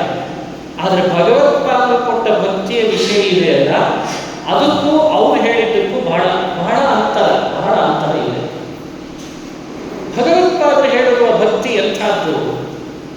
ಎಲ್ಲರೂ ಮಾಡ್ಬೋದು, ಸ್ತ್ರೀಯರು ಪುರುಷರು ಇಂಥವರೇ ಅಂತಲ್ಲ, ಎಲ್ಲರೂ ಮಾಡ್ಬೋದು. ಆ ಭಕ್ತಿಗೂ ಮೋಕ್ಷಕ್ಕೂ ಒಂದು ಲಿಂಕ್ ಇಟ್ಟಿದ್ದಾರೆ. ಆ ಲಿಂಕನ್ನು ಅರ್ಥ ಮಾಡಿಕೊಂಡ್ರೆ ಮನುಷ್ಯರು ಇಲ್ಲಿದ್ದವರೆಲ್ಲರೂ ಕೂಡ ದೇವರಿಂದ ಮುಕ್ತಿ ಪಡೆಯಲಿಕ್ಕೆ ಸಾಧ್ಯ ಆಗ್ತದೆ. ಯಾರೋ ಒಬ್ರು ಬರೆದ್ರು ಮಹಾನುಭಾವರು, ಮಧ್ವಾಚಾರ್ಯರು ಭಕ್ತಿ ಮಾಡಬೇಕು ಅಂತ ಹೇಳಿದ್ರು, ಆದರೆ ಮೋಕ್ಷ ಮಾತ್ರ ಇಂಥವ್ರಿಗಷ್ಟೇ ಅಂತ ಬರೆದಿಟ್ರು, ಉಳಿದವ್ರಿಗಿಲ್ಲ ಅಂತ ಬರೆದಿಟ್ರು. ಮಧ್ವಾಚಾರ್ಯರ ಮೇಲೆ ಗೂಬೆ ಕೊಡಿಸ್ಲಿಕ್ಕೆ ಪ್ರಯತ್ನ ಪಟ್ಟಿದ್ದಾರೆ. ಹಾಗಿಲ್ಲ ಮಧ್ವಾಚಾರ್ಯ ವಾಕ್ಯಗಳು. ನೋಡಪ್ಪ, ಜೀವರು ಹೀಗಿದ್ದಾರೆ ಮೂವರು. ಆ ಮೂವರಲ್ಲಿ ಸ್ವಭಾವದಿಂದ ಯಾರೊಳಗೆ ಭಕ್ತಿ ಇದೆ ಅವನು ಆ ಭಕ್ತಿಯನ್ನು ಮಾಡಲೇಬೇಕು, ಮಾಡ್ತಾನೆ. ಅವನಿಗೆ ತಕ್ಕ ಹಾಗೆ ಭಗವಂತ ಮುಕ್ತಿಯನ್ನು ಕೊಡ್ತಾನೆ ಅಂತ ನಿರೂಪಿಸಬೇಕಾಗಿದೆ. ಆ ಭಕ್ತಿಯ ಬಗ್ಗೆ ವಿವರಣೆ ಕೊಡ್ತಾರೆ ಭಗವತ್ಪಾದ. ಏನು ಭಕ್ತಿ ಅಂದರೆ ಅವರು ಉದಾಹರಿಸುವ ಪ್ರಮಾಣ ವಾಕ್ಯ: ಮಾಹಾತ್ಮ್ಯ ಜ್ಞಾನ ಪೂರ್ವಸ್ತು ಸುದೃಢ ಸರ್ವತೋಧಿಕ ಸ್ನೇಹೋ ಭಕ್ತಿ ರೀತಿ ಪ್ರೋಕ್ತ. ಸ್ನೇಹ ನೋಡಿ, ಭಗವಂತನಲ್ಲಿ ನೀವು ಮಾಡುವ ಸ್ನೇಹವೇ ಭಕ್ತಿ ಅಂತ ಒಂದು ವಿಷಯವನ್ನು ಪ್ರಸ್ತಾಪ ಮಾಡಿ. ಇದಕ್ಕೆ ನೂರಾರು ಪ್ರಮಾಣಗಳನ್ನು ಭಗವತ್ಪಾದರು ಕೊಟ್ಟರು. ಭಗವದ್ಗೀತೆ ವಿಶೇಷವಾಗಿ ಕೋಟ್ ಮಾಡಿದ್ದಾರೆ. ಭಕ್ತಿಯ ತ್ವನನ್ಯಯ ಶಕ್ಯ, ಇವೇ ಮಾತುಗಳನ್ನು ಕೋಟ್ ಮಾಡಿ ಭಕ್ತಿ ಅನ್ನೋದು ದೊಡ್ಡ ಸಿದ್ಧಾಂತ, ದೊಡ್ಡ ಪ್ರಮೇಯ. ಸಜ್ಜನರು ಭಕ್ತಿಯನ್ನು ಅವಲಂಬಿಸಲೇಬೇಕು. ಆ ಭಕ್ತಿ ಅಂತ ಸ್ನೇಹ ಅಂತ ಮೊದಲು. ಸ್ನೇಹವೇ ಭಕ್ತಿ. ಭಗವಂತ ನಮಗೆ ನಿಮಗೆ ಕೊಟ್ಟ ಅಂತಃಕರಣದಲ್ಲಿ ಸಹಜವಾಗಿರುವ ಗುಣವೇ ಸ್ನೇಹ. ದೇವರ ಮೇಲೆ ನಾವು ಮಾಡುವ ಸ್ನೇಹವೇ ಭಕ್ತಿ ಅಂತ ಹೇಳಬೇಕು. ಸಮಸ್ಯೆ ಬಂತು, ಕೇವಲ ಸ್ನೇಹವೇ ಭಕ್ತಿ ಒಪ್ಪಬಹುದಾ? ಅದಕ್ಕೆ ಭಗವತ್ಪಾದರು ಮುಂದಿನ ಉದಾಹರಿಸಿದ ವಾಕ್ಯ: ಕೇವಲ ಸ್ನೇಹ ಬೇಡ, ಅದು ಅಂಧಾನುಕರಣೆ ಆಗಿಬಿಡ್ತದೆ. ಅಂಧಭಕ್ತಿ ಅಂತ ಇವತ್ತು ಬಹಳ ಪ್ರಸಿದ್ಧಿ ಪಡೆದಿದೆ, ಅದಲ್ಲ. ಮತ್ತೇನು ಹಾಗಾದ್ರೆ? ಮಹಾತ್ಮ್ಯ ಜ್ಞಾನ ಪೂರ್ವಕವಾಗಿರಲಿ, ಆ ಸ್ನೇಹ ದೇವರಲ್ಲಿ ಭಕ್ತಿ ಆಗ್ತದೆ ಅಂತ ಇಂಟರ್ಪ್ರಿಟೇಷನ್ ಕೊಡು. ಭಗವಂತನ ಮಹಾತ್ಮ್ಯವನ್ನು ಅರಿದು ಅಲ್ಲಿ ದೇವರಲ್ಲಿ ಮಾಡುವ ಸ್ನೇಹ. ಮಹಾತ್ಮ್ಯದ ಅರಿವಿಲ್ಲದೆ ಸ್ನೇಹ ಮಾಡಿದ್ರೆ ಅದನ್ನ ಭಕ್ತಿ ಅಂತ ಹೇಳಲಿಕ್ಕಾಗಲ್ಲ ಅಂತ. ಅದನ್ನು ನಾವು ಮಾಡಬೇಕು. ಇವತ್ತೇನಾಗಿದೆ, ನಮಗೆ ಸ್ನೇಹ ಚೆನ್ನಾಗಿದೆ ಅಂತ ಇಟ್ಟುಕೊಳ್ಳಿ, ಆದರೆ ದೇವರ ಬಗ್ಗೆ ಮಹಾತ್ಮ್ಯದ ಅರಿವಿಲ್ಲ. ಕೆಲವರಿಗೆ ಅರಿವು ಚೆನ್ನಾಗಿ ಮೂಡಿದೆ, ಮಹಾತ್ಮ್ಯ ಅರಿವು ಚೆನ್ನಾಗಿ, ಶಾಸ್ತ್ರ ವೇದ ಅವುಗಳಿಂದ ಅರಿವು ಮೂಡಿದೆ, ಸ್ನೇಹ ಇಲ್ಲ ಅಂತಃಕರಣದಲ್ಲಿ ಸ್ನೇಹ ಇದ್ದಿದ್ರೂ ಅದು ಭಕ್ತಿ ಅಲ್ಲ. ಮಹಾತ್ಮ್ಯ ಜ್ಞಾನ ಇದ್ದು ಸ್ನೇಹ ಇದ್ರೆ ಮಾತ್ರ ಭಕ್ತಿ ಅಂತ ಜಗತ್ತಿಗೆ ಒಂದು ಅದ್ಭುತವಾದ ಪ್ರಮೇಯವನ್ನು ಲೋಕಕ್ಕೆ ಕೊಟ್ಟ ಮಹಾನುಭಾವೇ ಮಧ್ವಾಚಾರ್ಯರು ಅಂತ ನಾವು ಅನುಸಂಧಾನ ಮಾಡಿ. ಇದು ಪ್ರಮೇಯ. ಭಕ್ತಿ ಜೀವನ ತ್ರೈವಿಧ್ಯ ಮತ್ತು ಮೋಕ್ಷ ಯಾರಿಗೆ? ಆಗಲೇ ಹೇಳಿದಂತೆ ಮುಕ್ತಿ ಯೋಗ್ಯರು ಆಲ್ರೆಡಿ ಫಿಕ್ಸ್ ಇದೆ, ಅವರಿಗೆ ಮೋಕ್ಷ ಅಂತ ಜಗತ್ತಿಗೆ ವಿವರಣೆ ಕೊಡಬೇಕು. ಅದು ಪ್ರಮಾಣಗಳನ್ನು ಉದಾಹರಿಸಿ. ಇದೆಲ್ಲ ಪ್ರಮೇಯಗಳನ್ನು ಮಧ್ವಾಚಾರ್ಯ ತಮ್ಮ ತಾತ್ಪರ್ಯ ನಿರ್ಣಯದಲ್ಲಿ ಹೇಳ್ತಾ ಹೋಗ್ತಾರೆ. ಮೋಕ್ಷ ಅಂದ್ರೆ ಏನು? ಈಗಿರುವ ಭಕ್ತಿ ಇದೆ ಅಲ್ಲ, ಈ ಭಕ್ತಿ ಮೋಕ್ಷ ಪಡೆದ ಮೇಲೆ ಇರ್ತದೋ ಇಲ್ಲೋ ಅಂತ ಚರ್ಚೆ ಮಾಡಿದೆ ಕೆಲವರು ದಾರ್ಶನಿಕರು. ಭಗವತ್ಪಾದ ಹೇಳಿದರು, ಈಗಿರುವ ಭಕ್ತಿ ಆಗಲೂ ಇರ್ತದೆ. ವ್ಯತ್ಯಾಸ ಏನು? ಈಗ ಭಕ್ತಿಗೆ ಫಲ ಇದೆ, ಆಗ ಭಕ್ತಿಗೆ ಫಲ ಇಲ್ಲ, ಅದೇ ಆಗಲೂ ಇರ್ತದೆ ಅಂತ ವಿವರಣೆ ಕೊಡ. ಸ್ವಾರಸ್ಯಕರವಾದ ಸಿದ್ಧಾಂತ ಮಧ್ವಾಚಾರ್ಯರ ಸಿದ್ಧಾಂತ ಅಂದರೆ ಸಾಧಾರಣ ಅಲ್ಲ. ಆಗಲೂ ಕೂಡ ಮನುಷ್ಯನೊಳಗೆ ಭಕ್ತಿ ಇಲ್ಲೇ ಇರ್ತದೆ. ಅದು ಸಾರ್ವತ್ರಿಕ ಸ್ವಭಾವಾತ್ಮಿಕ ಸ್ವರೂಪಾತ್ಮಿಕ. ಸ್ವರೂಪಭೂತವಾದ ಭಕ್ತಿ ಮೋಕ್ಷದೊಳಗೂ ಇದೆ. ಹಾಗಾದ್ರೆ ಮೋಕ್ಷ ಅಂದ್ರೆ ಏನು? ನಿತ್ಯಾನಂದ ಸ್ವರೂಪಿಣಿ. ನಮ್ಮ ನಿಮ್ಮೆಲ್ಲರ ಒಳಗೆ ನಮ್ಮಿಂದ ಬೇರ್ಪಡಿಸ್ಲಿಕ್ಕಾಗದ ಏನು ಆನಂದ ಇದೆ, ಅದರ ಅಭಿವ್ಯಕ್ತಿನೇ ಮೋಕ್ಷ ಅಂತ ಹೇಳಬೇಕು. ಈ ವಿಷಯವನ್ನ ಯಾವ ದಾರ್ಶನಿಕರು ಜಗತ್ತಿಗೆ ಹೇಳಿ. ಈಗಿರುವ ಭಕ್ತಿನೇ ಆನಂದ ರೂಪವಾಗಿ ಮುಂದೆ ಉಳಿತದೆ. ಒಬ್ಬೊಬ್ಬ ಜೀವನ ಆನಂದದ ಸ್ವರೂಪದ ವ್ಯಕ್ತಿನೇ ಭಕ್ತಿ. ಅದು ಭಕ್ತಿ ಅಲ್ಲ, ಅದು ಮುಕ್ತಿ. ಭಕ್ತಿ ವ್ಯತ್ಯಾಸ ಇಲ್ಲ ಅಂತ ಬಿಟ್ಟು ಮಾತಾಡ್ತಾರೆ. ಆದರೆ ಈಗ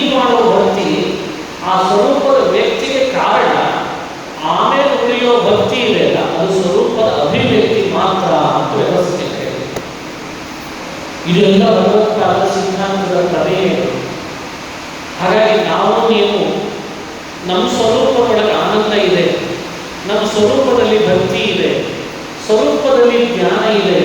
ಅದರ ವ್ಯಕ್ತಿಗಾಗಿ ಈಗ ಮಾಡ್ತಾ ಇರೋ ಪ್ರಯತ್ನ, ಈಗ ಮಾಡಬೇಕಾದ ಸಾಧನ ಅಂತ ಸಮಾಜಕ್ಕೆ ಸಂದೇಶ ಕೊಟ್ಟದ್ದು ಮಧ್ವಾಚಾರ್ಯ. ಇದು ಒಂದಿಷ್ಟು ಪ್ರಮೇಯ. ನಾನು ಪಾಯಿಂಟ್ ಔಟ್ ಮಾಡಿಲ್ಲ, ನಿಮಗೆ ಅದೊಂದು ಅಂದಾಜು ಬರ್ತದೆ. ಪ್ರಮೇಯ ಅಂದ ಕೂಡಲೇ ಕೆಲವರಿಗೆ ಏನು ಅನಿಸಿದೆ, ನನಗೆ ಗೊತ್ತು ಅದನ್ನು ಹೇಳಿ ಬರ್ತದೆ, ಹರಿ ಸರ್ವೋತ್ತಮ, ವಾಯು ಜೀವೋತ್ತಮ, ದೇವತೆಗಳು. ಈ ಪ್ರಮೇಯವನ್ನು ಈ ಮುಖವಾಗಿ ನೋಡೋದು ಒಂದು ಪದ್ಧತಿ ಇದೆ. ಮಧ್ವಾಚಾರ್ಯ ಗ್ರಂಥವನ್ನು ಡೀಪ್ಲಿ ಸ್ಟಡಿ ಮಾಡಿರಿ, ಅಧ್ಯಯನಶೀಲರಾಗ್ರಿ, ಸಹಜವಾಗಿ ಅವರ ಮಾತುಗಳನ್ನು ನೋಡಿ, ಅವರ ಅಂತಃಕರಣ ಏನು, ಅವರು ಹೇಳಲಿಕ್ಕೆ ಕೊಟ್ಟದ್ದೇನು ಅವರು ಇದು ಈ ವಿಷಯಗಳನ್ನು ಹೇಳಿಕೊಟ್ಟಿದ್ದಾರೆ. ಜೀವನ ತ್ರೈವಿಧ್ಯವನ್ನ, ಜೀವನ ಸ್ವಭಾವವನ್ನು, ಅದರ ತಕ್ಕ ಅಭಿವ್ಯಕ್ತಿನೇ ಮೋಕ್ಷ ಅನ್ನೋದನ್ನ ಜಗತ್ತಿಗೆ ಕೊಟ್ಟು ಪ್ರಮಾಣಗಳಿಂದ ಸಿದ್ಧಪಡಿಸುವ ಆಚಾರ್ಯರು ಮಧ್ವಾಚಾರ್ಯ. ಈ ಮುಖವಾಗಿ ನೋಡ್ತಾ ಬರಬೇಕು. ಇದಿಷ್ಟು ವಿಷಯ. ದೀಕ್ಷೆಯ ಬಗ್ಗೆ ಒಂದು ಮಾತನ್ನು ಹೇಳ್ತೇನೆ. ಭಗವತ್ಪಾದರು ಕೃಷ್ಣಾಮೃತ ಮಹಾರ್ಣವ ಅಂತ ಒಂದು ಗ್ರಂಥವನ್ನು ರಚನೆ ಮಾಡಿದರು. ಅವರ ಕಾಲದಲ್ಲಿ ಭಗವತ್ಪಾದರು ತಮ್ಮ ವಾಕ್ಯಗಳಿಂದ ರಚಿಸಿದ ಗ್ರಂಥ ಅಲ್ಲ. ಈ ಗ್ರಂಥ ಆಲ್ರೆಡಿ ಎಲ್ಲೆಲ್ಲಿ ಪುರಾಣ ಸ್ಮೃತಿಗಳಲ್ಲಿ ವಾಕ್ಯಗಳಿತ್ತೋ ಅದನ್ನು ಒಂದು ಕಡೆಯಲ್ಲಿ ಸಂಗ್ರಹಿಸಿ ಇದೊಂದು ಕೃತಿ ಮಾಡಿಕೊಟ್ಟರು. ಅದು ಇದೇ ಪ್ರಾಂತದಲ್ಲಿ ಮಾಡಿದಂತಹ ಶ್ರೀಕೃಷ್ಣಾಮೃತ ಪರಮಾರ್ಣವಾಭಿಧಾನ ಚಕ್ರೇ ಸದ್ವಚನ ತದಿಂ ಸ್ವಭಕ್ತ ಭೂತ್ಯೈ ಅಂತ ಭಗವತ್ಪಾದರು ಕೃಷ್ಣಾಮೃತ ಮಹಾರ್ಣವದ ಬಗ್ಗೆ ಹೇಳಿದ ಮಾತು. ಇದು ಮಾಧ್ವ ದೀಕ್ಷೆಯನ್ನ ಏನು ಅಂತ ಜಗತ್ತಿಗೆ ಪ್ರಚುರಪಡಿಸಲಿಕ್ಕಿರುವ ಗ್ರಂಥ. ದೀಕ್ಷೆಗಳಲ್ಲಿ ಪ್ರಧಾನವಾಗಿ ಎರಡಿದೆ. ಒಂದು ಬಾಹ್ಯ ದೀಕ್ಷೆ, ಇನ್ನೊಂದು ಆಂತರ ದೀಕ್ಷೆ. ಬಾಹ್ಯ ದೀಕ್ಷೆಯೂ ಬೇಕು, ಆಂತರ ದೀಕ್ಷೆಯೂ ಬೇಕು ಮನುಷ್ಯರಿಗೆ. ಬಾಹ್ಯ ದೀಕ್ಷೆಯ ಬಗ್ಗೆ ಒಂದು ಮಾತನ್ನು ಹೇಳಿ ಮುಗಿಸ್ತೇನೆ ಇವತ್ತಿನ ಪ್ರವಚನ. ಬಾಹ್ಯ ದೀಕ್ಷೆ ಅಂದ್ರೆ ಏನು? ಬಾಹ್ಯ ದೀಕ್ಷೆ ಅಂದ್ರೆ ಅವರು ಹೇಳ್ತಾರೆ ಭಗವತ್ಪಾದರು, ನಮ್ಮ ದೇಹದ ಒಂದೊಂದು ಅಂಗಗಳಲ್ಲಿ ಭಗವಂತನ ಚಿಹ್ನೆಗಳನ್ನು ಮತ್ತೊಬ್ಬರಿಗೂ ಕಾಣುವಂತೆ, ಮತ್ತೊಬ್ಬರು ನೋಡಿದರೂ ಕೂಡ ಇವನು ವಿಷ್ಣು ಭಕ್ತ ಅಂತ ಗೌರವಿಸುವಂತೆ ಯಾವುದನ್ನು ಹಚ್ಚಿಕೊಳ್ಳೋದ್ರಿಂದ ಆಗ್ತದೋ ಅದೇ ಬಾಹ್ಯ ದೀಕ್ಷೆ. ಇದು ಬಹಳ ಮುಖ್ಯವಾದ ದೀಕ್ಷೆ.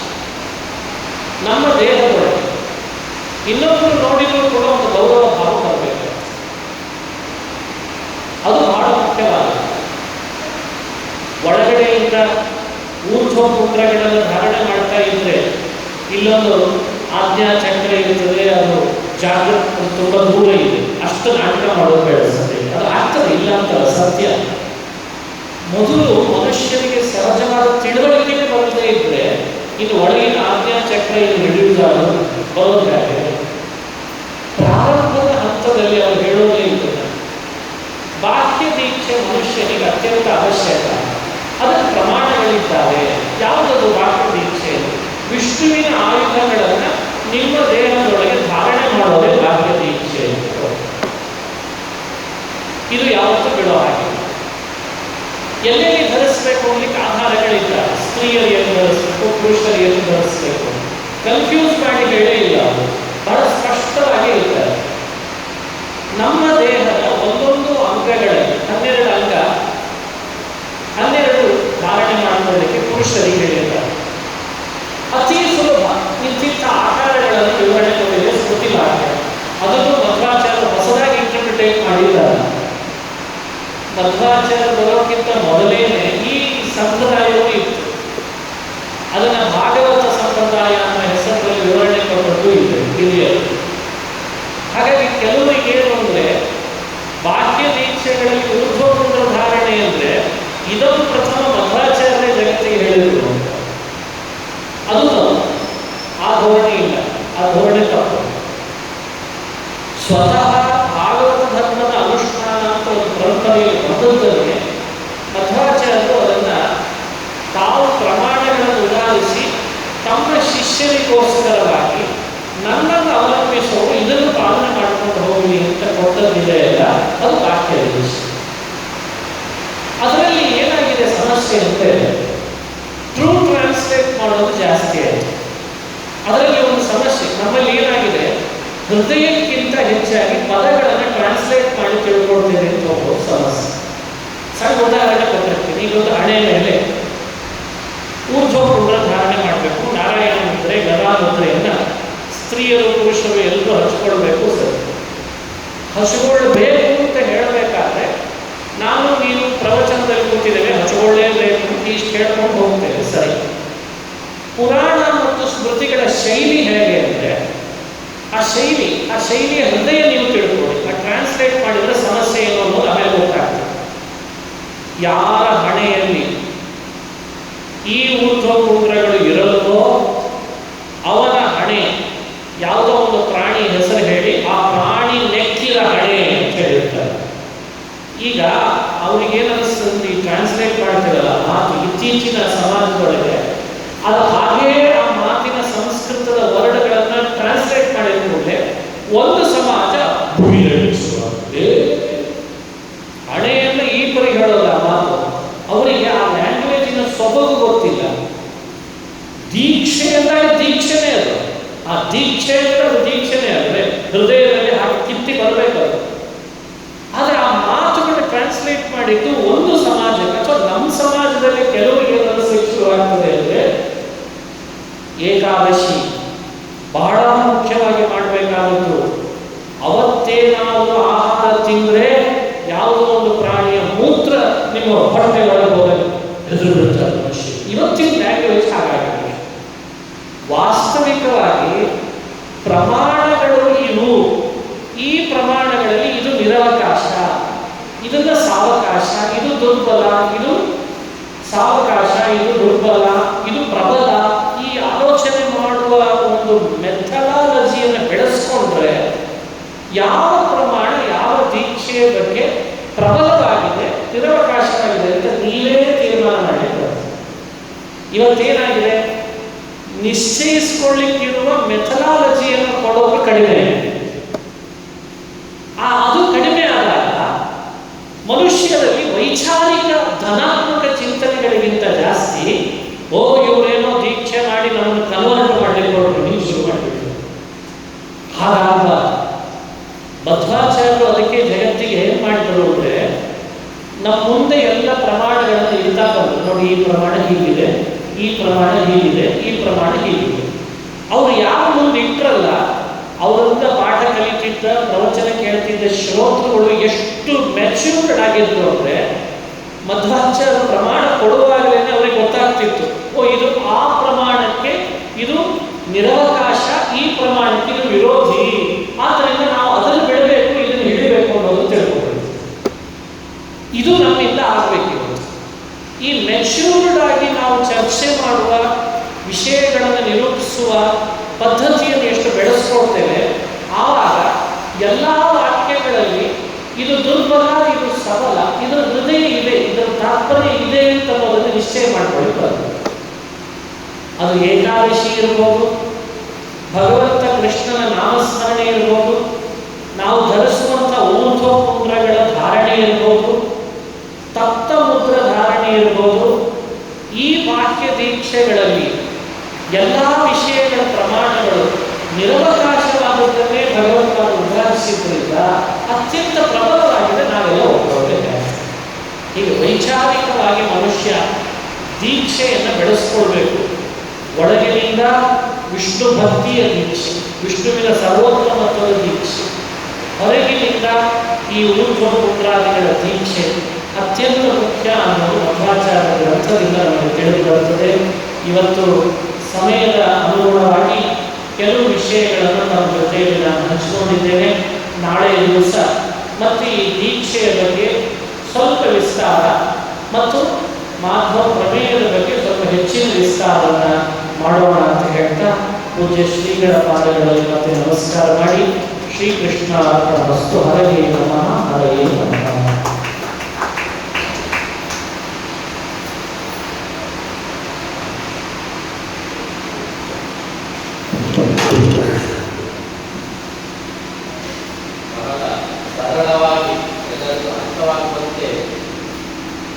ಸಾಕ್ಷಾತ್ ತಮೇವನ್ನ ಮತ್ತು ಶ್ರೀಕೃಷ್ಣ ಸರ್ವವಾಗಿ ತಿಳಿಸಿಕೊಟ್ಟಂತ ಶ್ರೀಹರಿ ರಾಘವೇಂದ್ರಾಚಾರ್ಯ ಧನ್ಯವಾದಗಳಿಂದ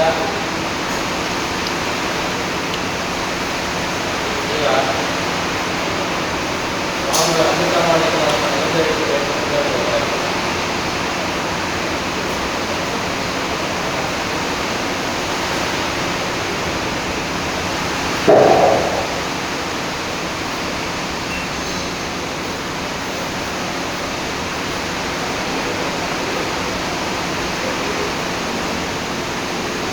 ಆನ್ ಮಾಡಿ ಆನ್ ಮಾಡಿ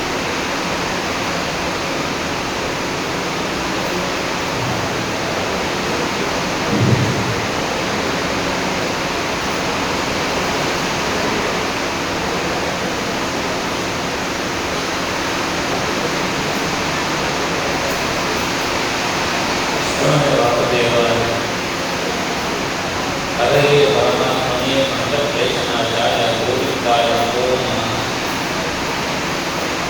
नमो हनुमन्नामादिदेव भीमदेव च गुणप्रत्यस्तदीयस्तोत्रकार्यभागः तपो विद्यादिरष्ट्यादि तत्त्वो भागः नमः पादिराजगुरो मुञ्जव्यक्तिवपराक्षया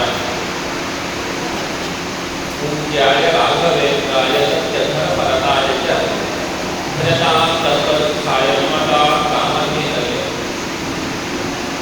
रघुवंशावतं तस्मै रघुनाथवतारण्यकं रघुनिलकसञ्जातं रघुमान्यं भजे। श्रीगुरुभ्यो नमः। नारायणं नमस्कृत्य नरं चैव नरोत्तमं देवीं